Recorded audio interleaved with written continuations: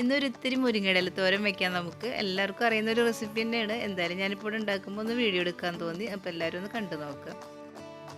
ഇന്ന് കുറച്ച് മുരിങ്ങയുടെ ഇല പൊട്ടിച്ചിട്ട് നമുക്കിതൊന്ന് തോരൻ വയ്ക്കാം. അപ്പം മുരിങ്ങയുടെ ഇലയൊക്കെ പൊട്ടിച്ച് കൊടുത്തിട്ടുണ്ട്. ഇനി നമുക്കിതൊന്ന് ഉരിഞ്ഞെടുക്കാം. ആദ്യം ഒരു തണ്ട് എടുത്തിട്ട് നമുക്കിതിൻ്റെ രണ്ട് സൈഡും നോക്കുക. വല്ല പ്രാണികളോ അല്ലെങ്കിൽ വല്ല പുഴു എന്തെങ്കിലുമൊക്കെ ഉണ്ടോ എന്ന് നോക്കുക. അതല്ലാന്നുണ്ട് വെച്ചെങ്കിൽ നമുക്കിത് മൊത്തത്തിൽ ഇതിങ്ങോട്ട് ഉരിഞ്ഞെടുക്കുക. എന്നിട്ട് ഇതൊരു ബൗളിലേക്ക് ഇട്ട് കൊടുക്കുക. എന്നിട്ട് അതിൽ കാണുന്ന വലിയ തണ്ടുകളുണ്ടല്ലോ അതങ്ങോട്ട് എടുത്ത് മാറ്റിക്കഴിഞ്ഞാൽ നമുക്ക് പെട്ടെന്ന് ഇതിൻ്റെ ഉരിഞ്ഞെടുക്കുന്ന പണി പെട്ടെന്ന് കഴിയും കേട്ടോ.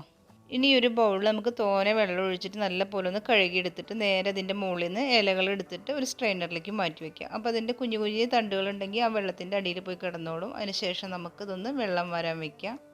ഇനി തോരനിലേക്ക് വേണ്ടിയിട്ടുള്ള നമുക്കൊരു ചമ്മന്തി ഉണ്ടാക്കിയെടുക്കാം. അതിന് വേണ്ടിയിട്ട് ഞാൻ ഒരു കപ്പ് തേങ്ങ ചിരകിയത് എടുത്തിട്ടുണ്ട്. നിങ്ങൾക്ക് ഇത്രയും ചമ്മന്തി വേണ്ടാന്നുണ്ടെങ്കിൽ ഒരു അരക്കപ്പ് എടുത്താൽ മതി. അത്യാവശ്യം ചമ്മന്തിയൊക്കെ ഉണ്ടെങ്കിൽ നല്ല ടേസ്റ്റ് ഉണ്ടാവും കേട്ടോ. അപ്പോൾ അതിന് വേണ്ടിയിട്ടാണ് ഇപ്പോൾ ഈ ഒരു കപ്പ് എടുത്തിരിക്കുന്നത്.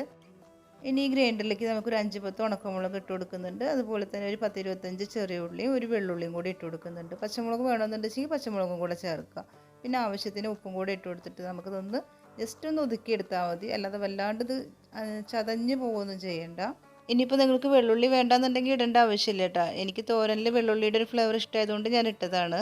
അപ്പോൾ ചമ്മന്തി ഇവിടെ റെഡി ആയിട്ടുണ്ട്. ഇനി നമ്മൾ നേരത്തെ കഴുകി വാരി വെച്ചിട്ടുള്ള മുരിങ്ങയുടെ ഇല ഉണ്ടല്ലോ അത് വലിയൊരു ബൗളിലേക്ക് ഇട്ട് കൊടുക്കുക. എന്നിട്ട് ഈ ചമ്മന്തി അതിലേക്ക് ഇട്ട് കൊടുത്തിട്ട് കൈ വെച്ച് നല്ല പോലെ ഒന്ന് മിക്സ് ചെയ്ത് കൊടുക്കുക. എല്ലാ ഭാഗത്തേക്കും ചമ്മന്തി ആവുന്ന രീതിയിൽ നമുക്കിതൊന്ന് മിക്സ് ചെയ്ത് കൊടുക്കുക.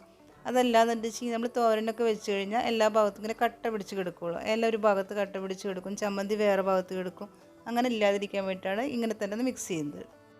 ഇപ്പോൾ ചമ്മന്തി ഈ ഇലയും കൂടിയിട്ട് നല്ല പോലെ ഒന്ന് മിക്സായി വന്നിട്ടുണ്ട്. അതേപോലെ ഉപ്പൊക്കെ നോക്കുക. ഈ സമയത്ത് കുറവാണെന്നുണ്ടെങ്കിൽ ഇട്ട് കൊടുക്കുക.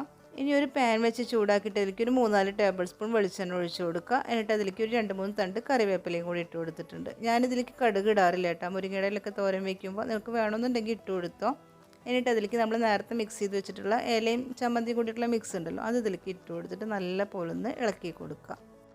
ഇനി ഫ്ലെയിം ഒന്ന് സിമ്മിലാക്കി വെച്ചിട്ട് നമുക്കിതൊന്ന് അടച്ച് വെച്ച് 2 മിനിറ്റ് ഒന്ന് വേവിച്ചെടുക്കുക. അതിന് ശേഷം ഒന്ന് തുറന്നിട്ട് വീണ്ടും ഒന്ന് മിക്സ് ചെയ്യുക. എന്നിട്ട് വീണ്ടും 2 മിനിറ്റ് ഒന്ന് വേവിച്ചെടുക്കുക. അതിന് ശേഷം തുറന്നിട്ട് നല്ല പോലെ ഒന്ന് മിക്സ് ചെയ്തിട്ട് നമുക്ക് നല്ല ചൂടുള്ള ചോറിലേക്ക് അച്ചാറോ അല്ലെങ്കിൽ രസമോ എന്തെങ്കിലും കൂട്ടിയിട്ട് നമുക്ക് ചൂടോടെ തന്നെ കഴിക്കാം.